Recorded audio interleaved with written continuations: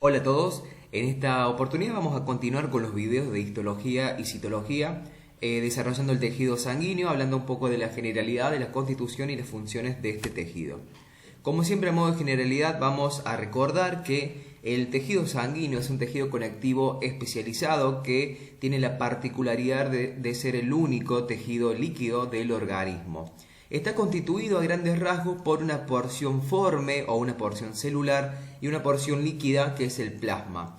Bien sabemos que también cumple múltiples funciones donde destacamos la función de transporte, la función de defensa, la regulación del pH actuando como un buffer, un amortiguador de los cambios del pH sanguíneo y la actividad hemostática que previene la pérdida de sangre, es decir, los procesos de hemorragia. Aquí tenemos una imagen de un frotis sanguíneo. En menor aumento podemos observar los glóbulos rojos, que son las células más abundantes que vamos a encontrar en este tejido. A mayor aumento podemos observar la disposición que adquieren estos glóbulos rojos con su particularidad, claridad central debido a la forma característica que tienen estas células, ¿sí? Y observamos también que encontramos en menor cuantía algunas células más grandes que los glóbulos rojos que constituyen los glóbulos blancos. Bien, entonces decíamos que el tejido sanguíneo, la sangre, podemos dividirlo en grandes rasgos en lo que es la porción forme o celular y la porción líquida, que es el plasma. Si tenemos un tubo de ensayo con sangre entera, ¿sí?, y lo centrifugamos, podemos separar estos dos componentes. Por un lado vamos a tener entonces la porción líquida en la parte de arriba de este tubo de ensayo, como observamos acá, que es el plasma, que constituye entre un 46 y un 63% de la composición, en un promedio un 55%, y el resto está constituido por los elementos formes, entre un 37 y un 54%, y se ubican, digamos, en la parte inferior del tubo de ensayo porque precipitan, ¿sí? Bien, entonces el plasma, ¿cómo está constituido? Bien sabemos que mayoritariamente está constituido por agua, alrededor de un 92%. Esta agua lo que hace es transportar diferentes moléculas, tanto orgánicas como inorgánicas. También transporta todo lo que son los elementos formes, todo lo que son la porción celular de la sangre, ¿sí?, y las plaquetas. El 7% de la composición del plasma está constituida por las proteínas plasmáticas, dentro de las cuales destacamos como importante la albúmina, que es la proteína plasmática más abundante, sintetizada por el hígado. La albúmina es importante para contribuir en la presión oncótica que tiene la sangre, ¿sí? Recordemos que la presión oncótica es la presión osmótica que ejercen las proteínas presentes en la sangre, ¿sí? También cumple otras funciones que, por ejemplo, que es el transporte de diferentes moléculas que son insolubles en la porción líquida del plasma, es decir, en el agua, como lo son los lípidos, las hormonas esteroideas y aquellas que tengan una naturaleza lipídica. También otras hormonas, como puede ser las hormonas tiroideas en menor cuantía.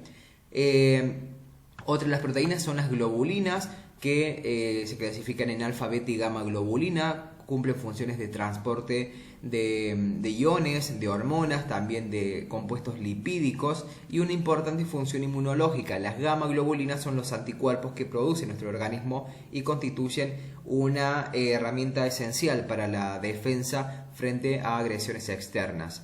El fibrinógeno, en menor porcentaje, también es una proteína sintetizada por el hígado, que es esencial para el proceso y el sistema de coagulación y el mantenimiento de la hemostasia, ya que esta proteína lo que hace es convertirse en fibrina, que es una molécula, una proteína insoluble, y forma una malla, un entramado que atrapa a glóbulos rojos y otras células, constituyendo un coágulo que bloquea la pérdida de sangre cuando hay una lesión vascular.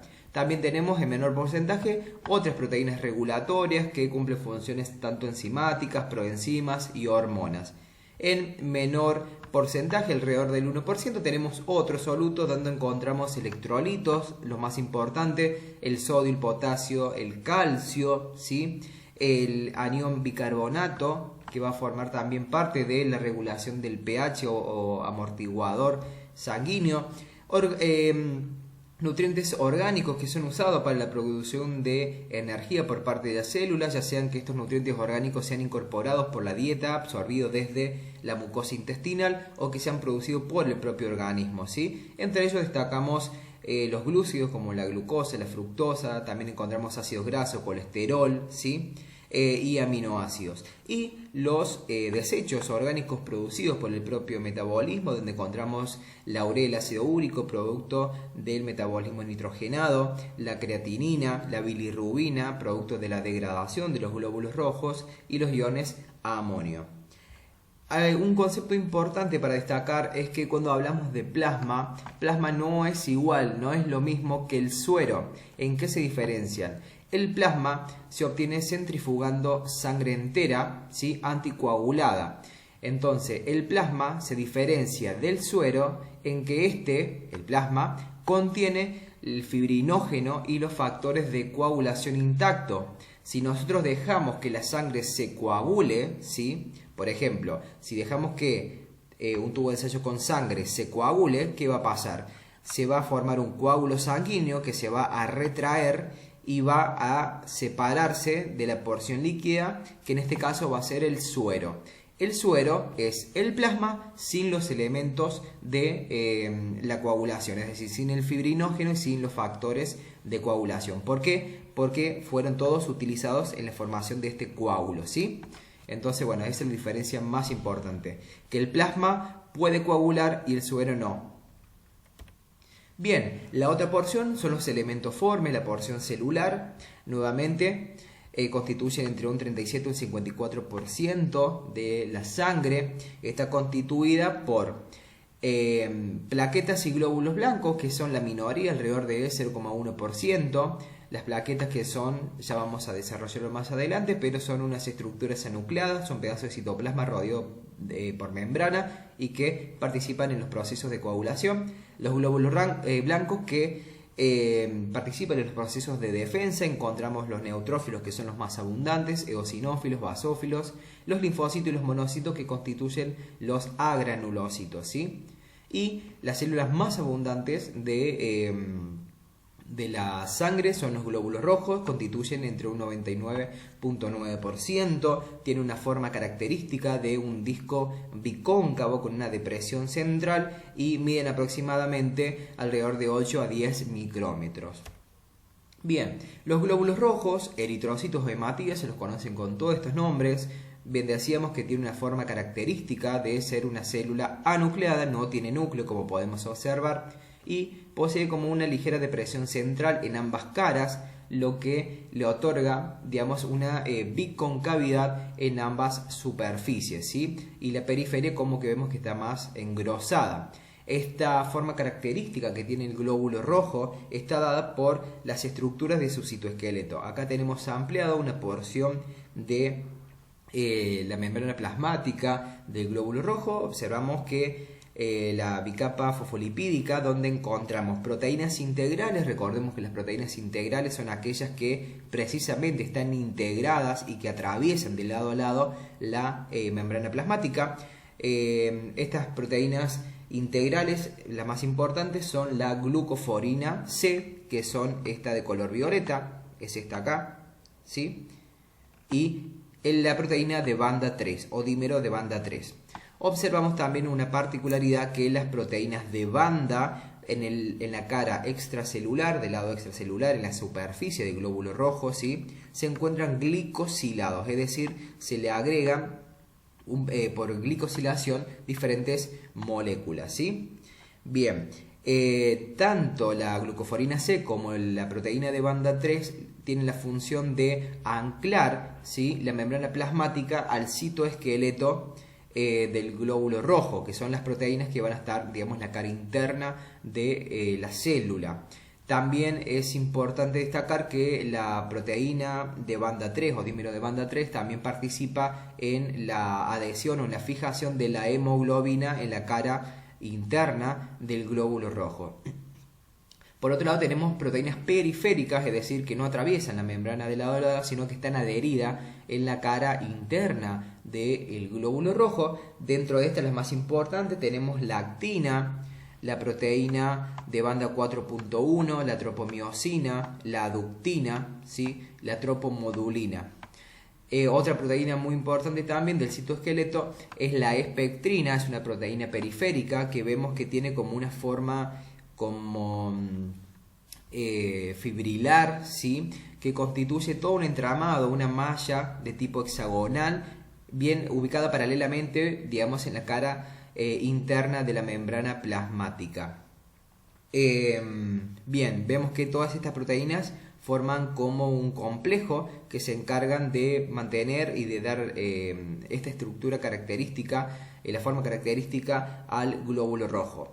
También este citoesqueleto se encuentra anclado a las proteínas integrales gracias a otras dos proteínas periféricas como son la proteína de banda 4.2 y la anquirina. Estas dos proteínas, como vemos, participan, digamos, uniendo lo que es toda esta malla de espectrina junto a las proteínas integrales de membrana, y de esta forma mantienen, digamos, unido el citoesqueleto a la bicapa fosfolipídica.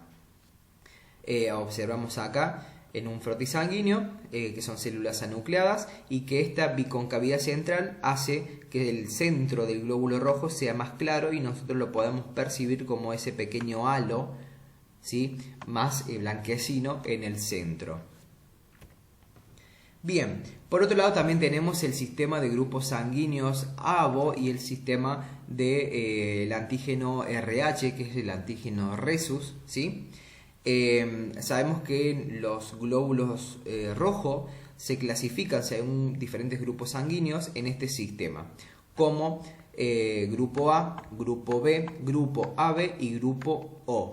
¿Sí? También se lo denomina como grupo 0, pero en realidad el grupo O se denomina así porque posee el antígeno O, que es un antígeno de superficie.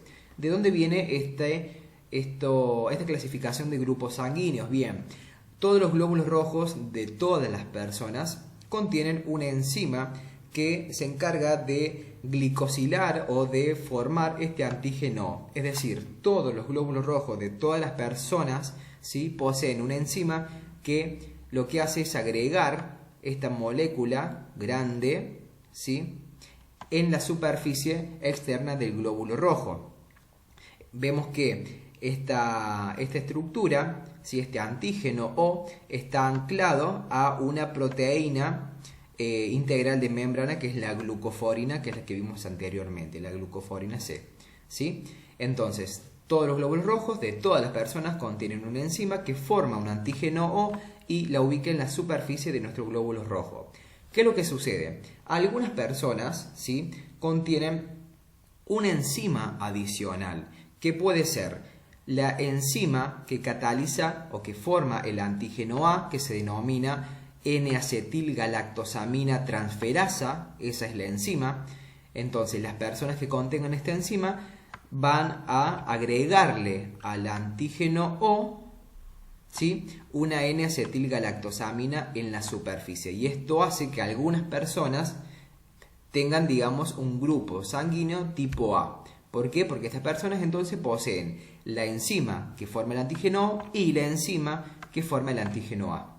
Otras personas poseen una enzima que produce o sintetiza el antígeno B. Esta enzima se denomina galactosa transferasa. ¿Por qué? Porque arriba del antígeno O coloca una galactosa, ¿sí? Entonces, las personas que son grupo B van a poseer la enzima que sintetiza el antígeno O y la enzima adicional que sintetiza el antígeno B. Las personas con grupo AB van a tener las tres enzimas, es decir, la que sintetiza el antígeno O, la que sintetiza el antígeno A y la del antígeno B. Por eso posee todas, digamos, las variantes antigénicas. Y las personas de grupo O grupo 0 significa que solamente tienen esta enzima, carecen de una enzima adicional, ¿sí? Todo esto tiene una base genética, ya que el gen ABO, ¿sí? Se ubica en el cromosoma 9, y esto es lo que determina las variantes de los distintos grupos sanguíneos, ¿sí? Entonces, las personas que tienen un grupo sanguíneo tipo A van a tener en su organismo anticuerpos anti-B. ¿Por qué? Porque ellos tienen el antígeno A, entonces no pueden producir antígenos contra ellos mismos, pero sí contra otros grupos sanguíneos, es decir, contra el B. Las personas con el grupo B, al contrario, al tener el antígeno B, no pueden producir antígenos contra ellos mismos, pero sí contra otro. Entonces producen anticuerpos anti-A, es decir, para atacar a los glóbulos rojos que tengan el antígeno A. Las personas con grupo AB, ¿qué quiere decir? Que en su superficie tienen tanto antígeno A como antígeno B. Por lo tanto, no tienen ningún anticuerpo contra los glóbulos rojos. ¿Por qué? Porque si no se atacaría a sí mismo. Y las personas que tienen grupo O grupo 0, como no tienen ningún antígeno, su organismo produce tanto anticuerpos anti-A y anti-B, es decir, los protege contra estos antígenos extraños que su organismo no tiene. Entonces vamos a ver, el dador universal es el grupo O, ¿sí? Es decir, las personas que tengan el grupo O, grupo sanguíneo O, pueden donarle sangre a cualquier otro grupo sanguíneo. ¿Por qué? Y porque la superficie de sus glóbulos rojos no tiene antígenos. Entonces, si yo coloco estos glóbulos rojos a una persona tipo A, por ejemplo, sus anticuerpos no van a hacer nada. ¿Por qué? Porque yo no tengo antígeno B para que reaccione, digamos, sus anticuerpos.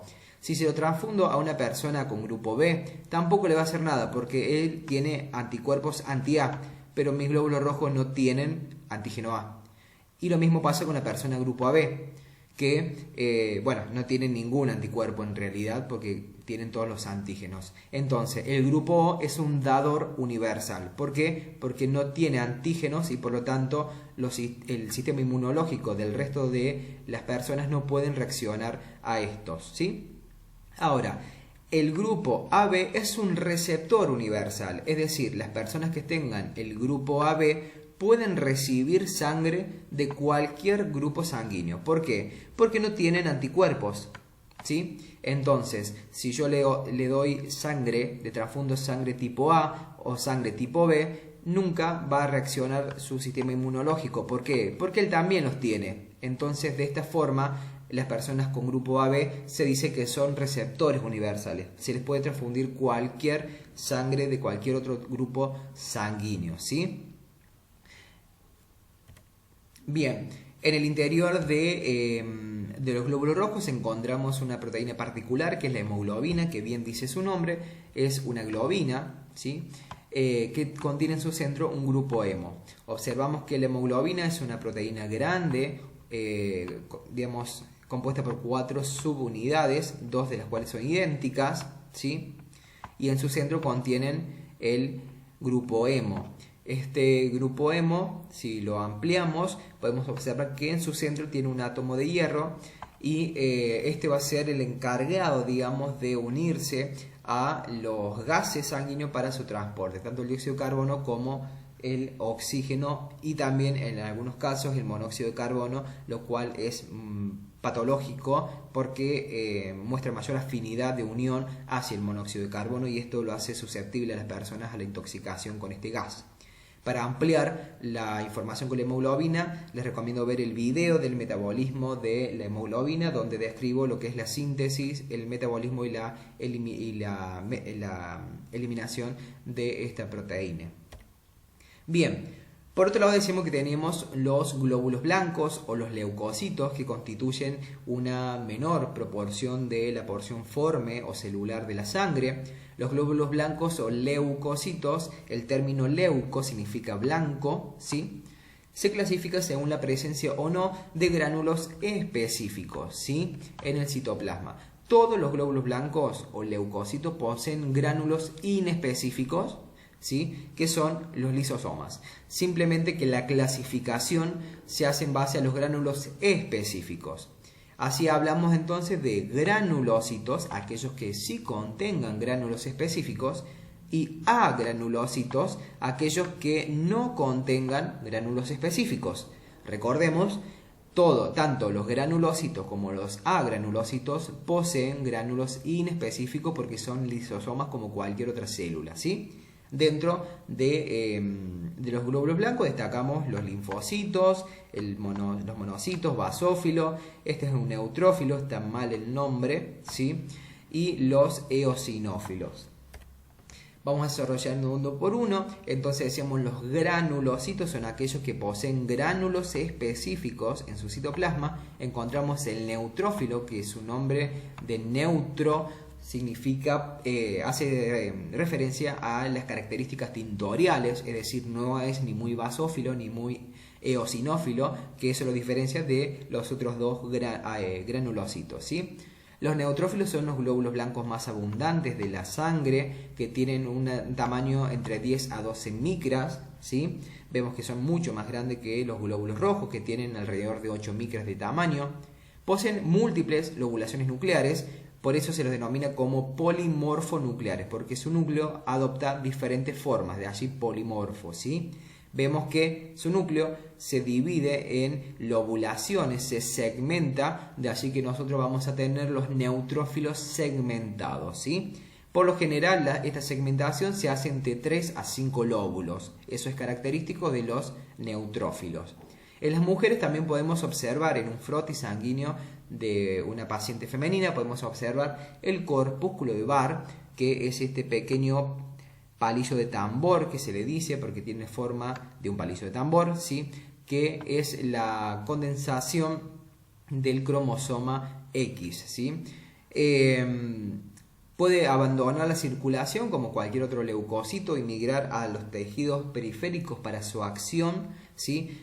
Y su acción, su función es principalmente fagocítica, al igual que los macrófagos se encargan de fagocitar diferentes elementos, restos celulares, microorganismos y los destruyen por medio de mecanismos tanto dependientes como independientes de oxígeno, ¿sí?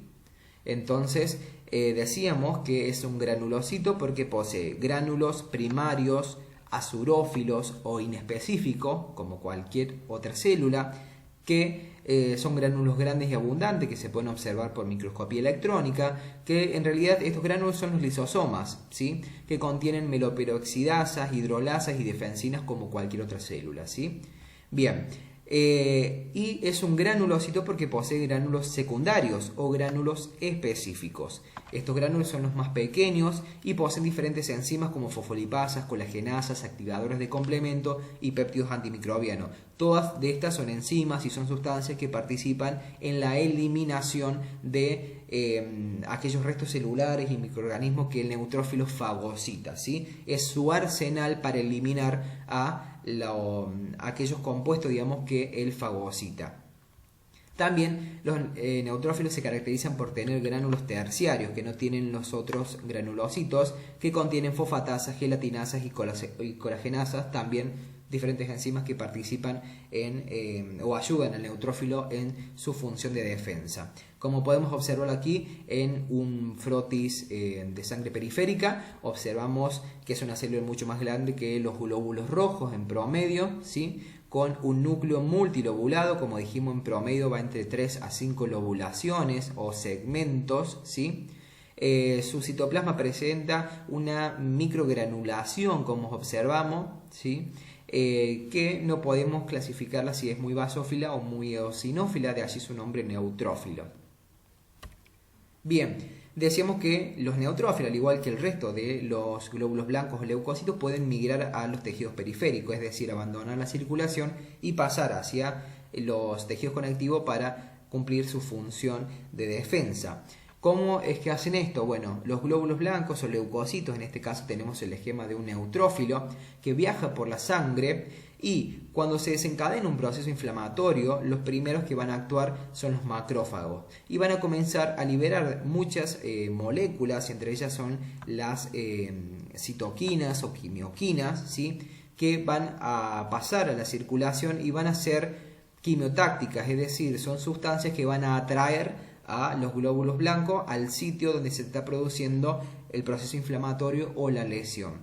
Entonces, cuando se liberan todas estas sustancias, ¿sí? Los glóbulos blancos que van viajando por la sangre comienzan a dirigirse hacia la periferia del vaso sanguíneo. Acá tenemos el endotelio vascular, se dirigen hacia la periferia y gracias a receptores que ellos tienen en su superficie, como son el ligando de selectina, que es un receptor para selectina, toma contacto con selectinas, que son proteínas que expresa el endotelio vascular, ¿sí? Entonces comienza a tomar contacto con las selectinas, ¿sí? Y hace un proceso que se denomina de rodamiento, es decir, es como si fuera una rueda, empieza a girar, ¿sí? y a viajar por la pared del vaso sanguíneo, ¿sí? En la periferia del vaso sanguíneo, hasta que se adhiere más firmemente gracias a otros receptores, que son los receptores de integrina, y se fija ya definitivamente a la pared vascular, y por diapédesis, que es este proceso en el cual se abre un espacio entre el endotelio vascular y la célula puede atravesar este espacio para salir de la circulación y pasar al tejido periférico para cumplir su acción. Una vez allí se activa, ¿sí? Comienza su acción fagocítica, en este caso el neutrófilo, ¿sí? Con la liberación también de diversas citoquinas y la proliferación de estas células para cumplir, digamos, su función inmunológica. Otro de los glóbulos blancos granulocitos son los eosinófilos, ¿sí? Que tienen aproximadamente el mismo tamaño que los neutrófilos, entre 10 a 12 micra. Observamos que son mucho más grandes que los glóbulos rojos. Su núcleo normalmente es bilobulado. No hay que confundirse, entonces dijimos, los neutrófilos tienen entre 3 a 5 lobulaciones o segmentos. El eosinófilo tiene 2, es bilobulado, como podemos observar. Su nombre hace referencia a la característica tintorial de sus gránulos, ¿sí? Los gránulos específicos del eosinófilo toman con mucha afinidad la eosina, que es un colorante ácido, y por lo tanto se adquieren el nombre de eosinófilo por esta mayor afinidad a la eosina, ¿sí? Se asocian a reacciones alérgicas, a infecciones parasitarias o a procesos inflamatorios crónicos, ¿sí? Todas estas situaciones cursan con un aumento de los eosinófilos en sangre denominado como eosinofilia. Los eosinófilos también migran a los tejidos periféricos, donde son activados por diversas moléculas, al igual que los otros, como son las citoquinas y las inmunoglobulinas, principalmente la inmunoglobulina E. Entonces, los eosinófilos poseen gránulos primarios, azurófilos o inespecíficos, al igual que el resto, y gránulos secundarios o específicos, que los más importantes son el cuerpo cristaloide, que se observa por microscopía electrónica. Este cuerpo cristaloide contiene la proteína básica mayor o principal del eosinófilo, que es lo que le otorga esa acidofilia, ¿sí? Marcada. La proteína catiónica del eosinófilo también contiene peroxidasa de eosinófilo, histaminasas, colagenasas y catepsinas. Todas estas le otorgan, digamos, esta particularidad o esta mayor afinidad a la eosina, y hace que los gránulos que tenga en su citoplasma sean adquieren una coloración anaranjada o rojiza, ¿sí? Acá tenemos en sangre periférica un eosinófilo, vemos su núcleo típicamente bilobulado, ¿sí? Estas son las dos lobulaciones que tiene, y su citoplasma con abundantes gránulos, mucho más grandes que los neutrófilos, que adquieren o toman con mayor afinidad la eosina, y por esto están, digamos, bien acidófilos, bien de color rojizo naranja. Por otro lado, el último de los granulocitos, que son 3, neutrófilo, eosinófilo, y en este caso el basófilo. El basófilo también tiene un tamaño, como vemos, aproximado, igual que los neutrófilos y los eosinófilos, 10-12 micra. Su núcleo normalmente no se puede observar porque queda oculto por la gran cantidad de gránulos que contienen su citoplasma. El nombre basófilo hace referencia a la característica tintorial de sus gránulos, al igual que el resto, de allí que se denominan basófilos, porque toman con mayor afinidad la hematoxilina, ¿sí? Y por eso se denomina, que es un colorante básico, y por eso se denomina como basófilo. Su función se relaciona con la de los mastocitos, ya que derivan de una misma célula, y se relacionan con los cuadros de hipersensibilidad y anafilaxia. Son los granulocitos que se encuentran en menor porcentaje en sangre periférica, en menor porcentaje, ¿sí?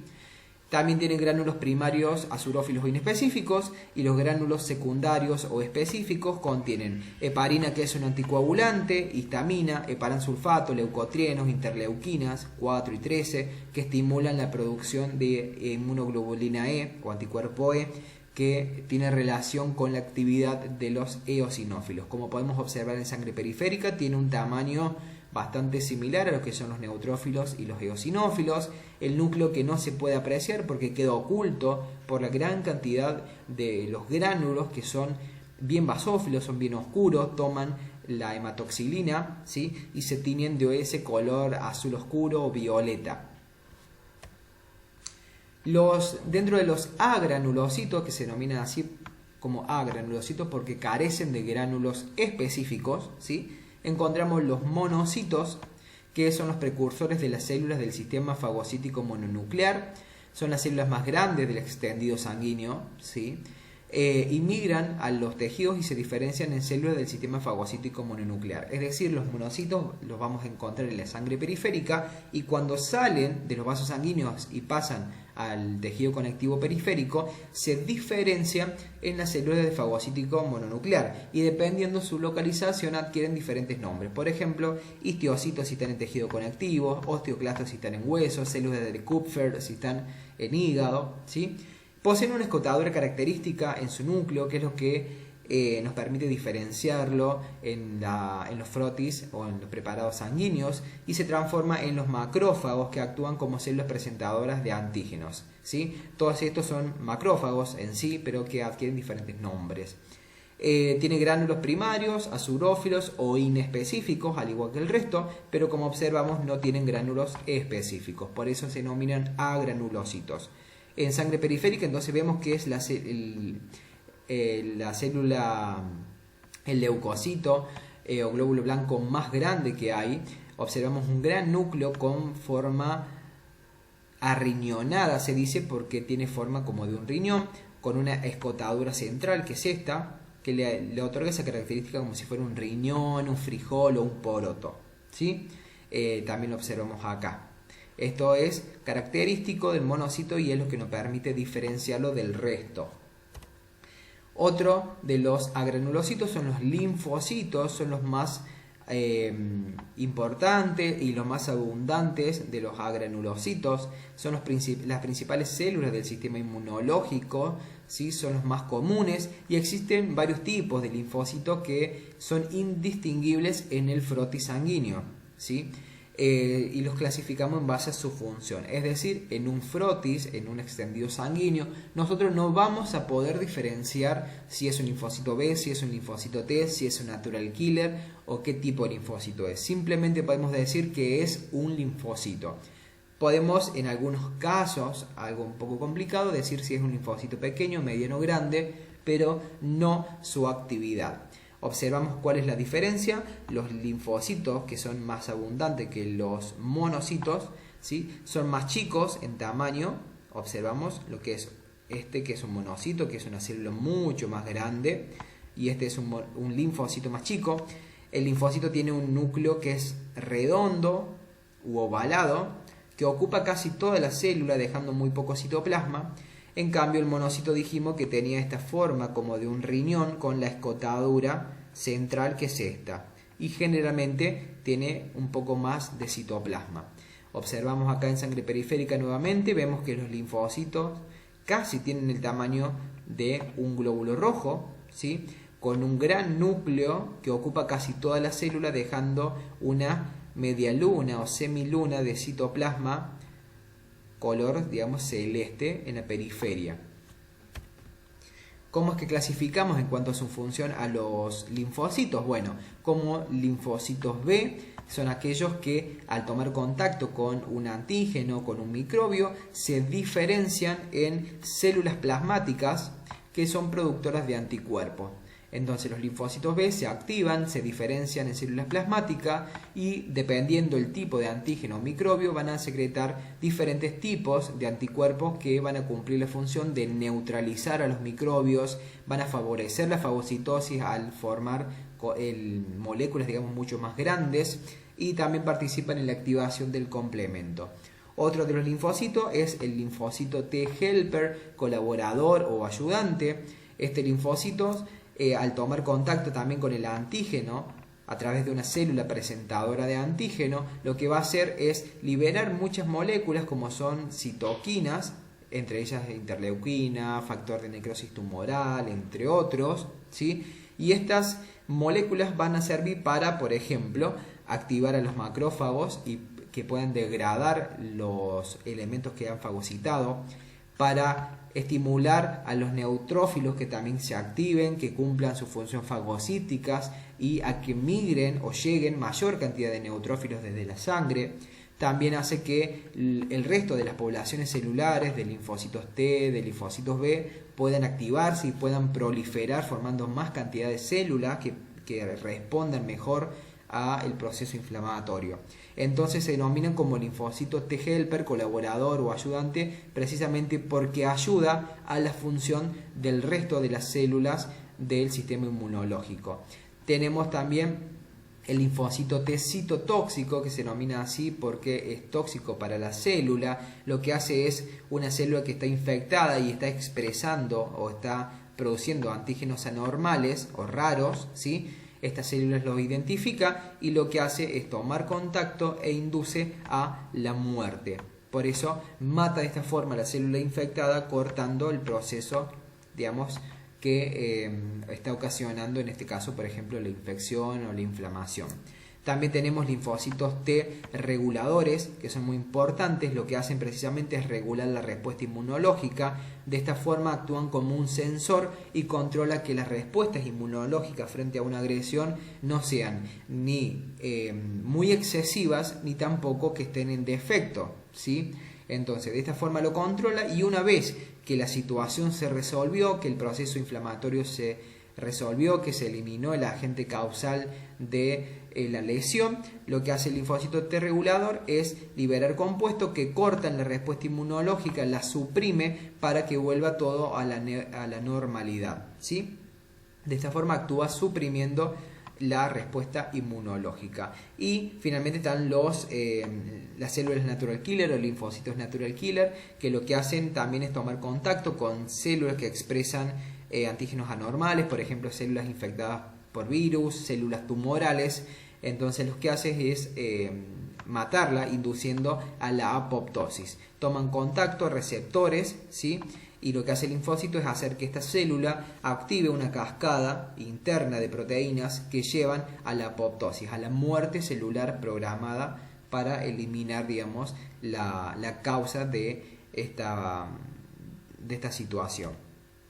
Las plaquetas o los trombocitos, que se denominan así porque tienen la capacidad de formar trombos, porque actúan en los procesos de coagulación, son fragmentos citoplasmáticos limitados por membranas y son anucleados. Las plaquetas no son células dentro de la sangre, ¿sí? Simplemente es que son fragmentos de citoplasma, son pedacitos de citoplasma que están rodeados por membrana plasmática, ¿sí? Y no tienen núcleo. Derivan de los megacariocitos, que son células grandes que están ubicadas en la médula ósea, y participan en la vigilancia de la integridad de los vasos sanguíneos y en su reparación. Es decir, cuando un vaso sanguíneo se lesiona o se daña, lo que hacen las plaquetas es activarse y secretar diversas moléculas, como son la serotonina, que es un vasoconstrictor y de esta forma impide que se pierda mucha sangre, también ADP, tromboxano A2. Las plaquetas o los trombocitos entonces participan en la cascada de coagulación, y cuando hay una lesión vascular, se está perdiendo sangre, las plaquetas se activan para formar un coágulo e impedir, digamos, que la sangre abandone el vaso sanguíneo. Este es un megacariocito ubicado en la médula ósea, ¿sí? No hay megacariocito en la sangre periférica. Son células grandes ubicadas en médula ósea, son células multinucleadas que su citoplasma se comienza a fragmentar en pequeños pedacitos, ¿sí? Rodeados por membrana plasmática, y se libera a la circulación sanguínea, y es lo que nosotros encontramos como las plaquetas, que son estas estructuras de muy pequeño tamaño, ¿sí? 3-4 micra, bien oscuras teñidas porque toman el colorante. y muchas veces solemos encontrarla como estos agrupamientos de plaquetas entre medio del mar de glóbulos rojos. ¿Cómo se producen las células de la sangre? Bueno, el proceso se denomina hematopoiesis y hay una teoría que es la teoría monofilética que dice que todas las células de la sangre derivan de un mismo progenitor o de una misma célula madre que tiene la capacidad de dar origen a cualquier célula que vimos anteriormente. Todo este proceso es estimulado por diversas moléculas, citoquinas y puntualmente por una hormona que es la eritropoyetina, que es una hormona que la produce el riñón. Entonces, según esta teoría monofilética, hay una célula madre, ¿sí?, hematopoyética pluripotencial, es decir, que tiene la capacidad de dar cualquier tipo de célula de la sangre.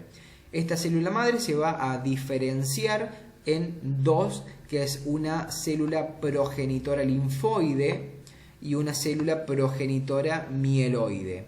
¿Qué quiere decir esto? La célula progenitora linfoide es aquella que va a dar origen a los linfocitos y la célula progenitora mieloide va a dar origen al resto de la célula, es decir, a los granulocitos, ¿sí?, a las plaquetas y a los glóbulos rojos.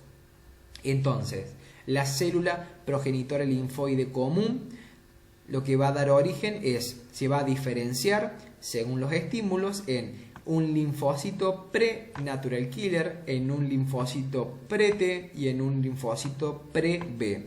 Estos linfocitos son inmaduros y una vez que maduran pasan a la circulación y se transforman en linfocitos natural killer maduro, en linfocitos T maduro y en linfocitos B maduro para cumplir su función.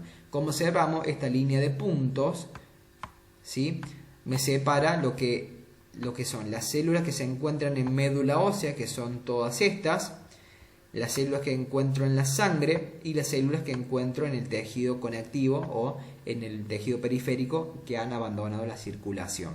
Entonces vemos que las células inmaduras están en médula ósea, las maduras las encuentro en la sangre y cuando son requeridas pueden abandonar la circulación y pasar a los tejidos periféricos en forma de linfocitos natural killer, en forma de linfocitos T diferenciados, y los linfocitos B dijimos que cuando toman contacto con un antígeno se diferencian en plasmocitos o células plasmáticas productoras de anticuerpos.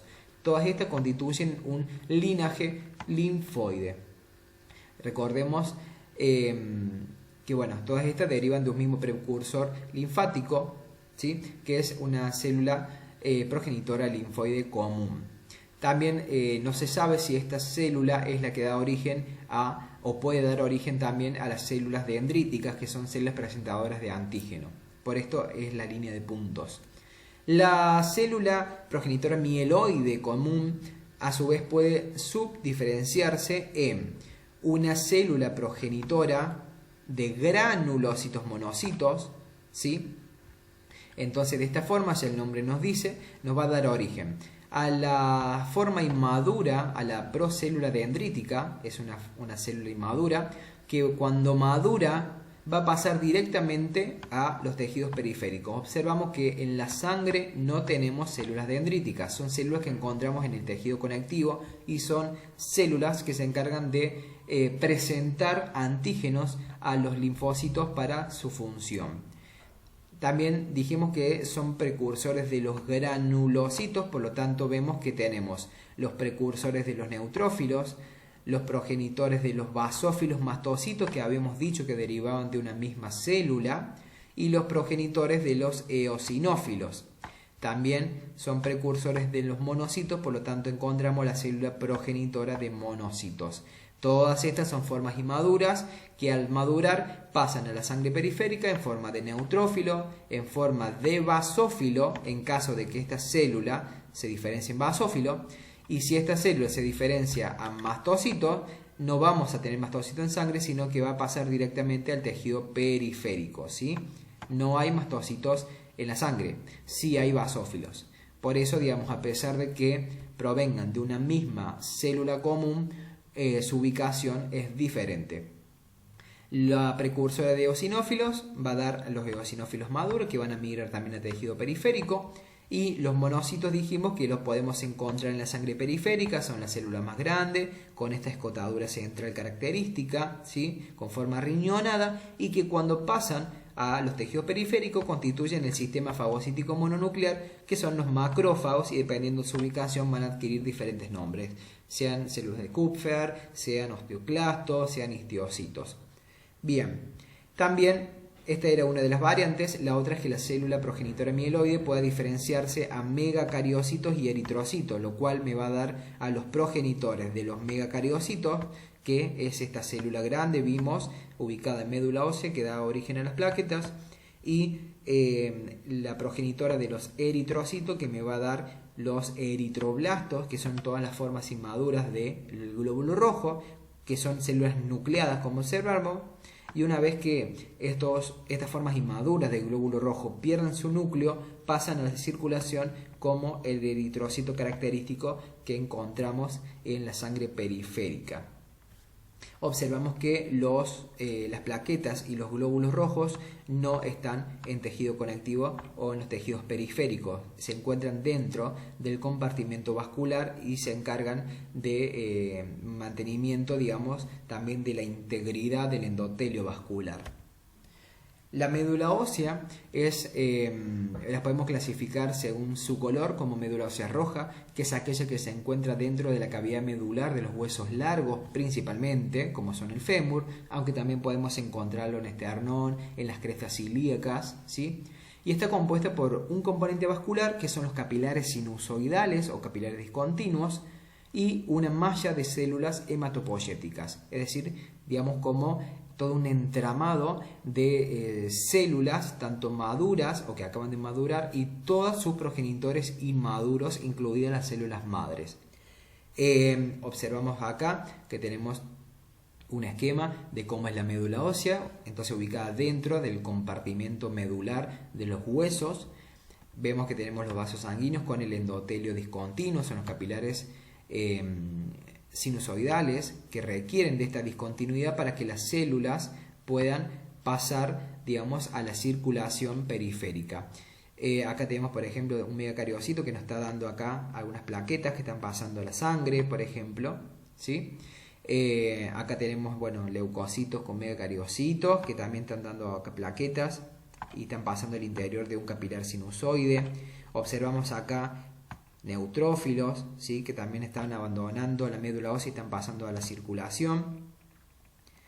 También encontramos unos acúmulos de células nucleadas, que son los islotes eritroblásticos, son las formas inmaduras de los glóbulos rojos que cuando pierden su núcleo se transforman en el eritrocito maduro que va a pasar a la circulación. Acá lo tenemos en un frotis de médula ósea. Observamos los capilares sinusoidales, ¿sí? Encontramos acá algunos pequeños glóbulos rojos, ¿sí? Ya maduros en el interior de estos capilares. Encontramos los megacariocitos, estas células grandes multinucleadas que van a dar origen a las plaquetas, los islotes eritroblásticos, que son todos estos, y el resto que son precursores, por ejemplo, inmaduros de linfocitos, de neutrófilos, de eosinófilos, las células madres y todos los estadios de diferenciación de la célula. Es muy complejo identificarlos a nivel microscópico. La médula ósea que no está activamente hematopoyética, es decir, aquella médula ósea ya del adulto, del anciano, que ya no está tan activa, se empieza a reemplazar todo esto por adipocitos, por tejido adiposo, lo cual le otorga un aspecto amarillento, de allí su nombre médula ósea amarilla. También puede, digamos, una vez que está establecida esta médula ósea amarilla, puede volver en parte a ser una médula ósea roja cuando el organismo lo requiera, en caso, por ejemplo, de una pérdida masiva o grande de sangre y que el organismo requiera volver a restablecer o a reincorporar los glóbulos rojos y las células, los leucocitos. Entonces se reactiva la médula ósea roja.